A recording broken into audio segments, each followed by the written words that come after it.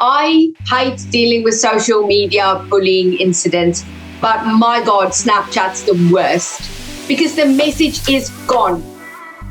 The moment it's been seen, it's gone. The evidence disappears. Why? It's like a recipe for bullying.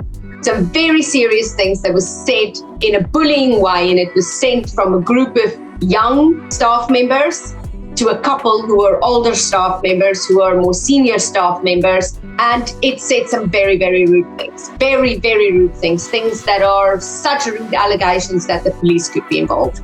I expect what happened is these young employees were probably all together somewhere smoking and drinking something, thinking, oh, this will be really funny. We'll send this to Susie and her husband and see what happens. They did. They sent this Snapchat and it disappeared.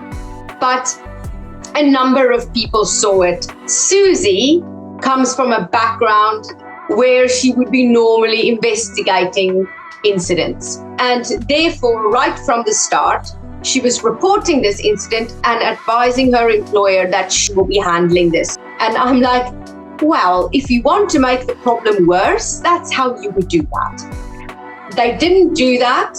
They then went with what we suggested, which was a proper grievance process. Susie was happy for the meeting that had already taken place to be her grievance hearing. She didn't feel she needed another meeting. And they tried to start their investigation, which is where they didn't really get anywhere because the people who saw this and have to say, yes, such a message was sent and this is what it said, was just unreachable, untouchable, wouldn't talk, wouldn't turn up for work, unavailable for work, just disappeared.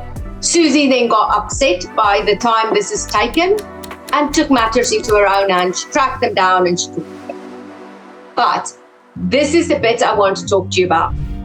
Handling serious incidents between employees informally. We've seen a real rise in this with our clients over the last sort of 6 months, where they're either coming to us and saying, this has happened and we're going to handle this informally. We're just going to have a meeting with the two of them and we're just going to sit them down and we're all just going to talk this out. If you are not a professional mediator, I wouldn't do that. I just wouldn't do that. You're putting two people in a room who are upset with each other and you're giving them the opportunity to tell each other they're upset with each other. How do you think that's going to go?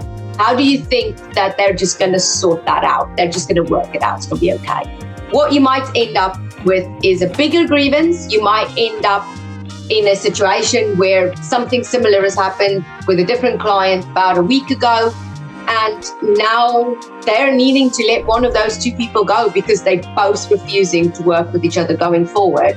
If you have confrontation, if you have an incident, please use the process. The process is there to protect you. Don't be tempted to try and sort it out like they're your two kids and you're putting them down at a table to talk it out and say sorry.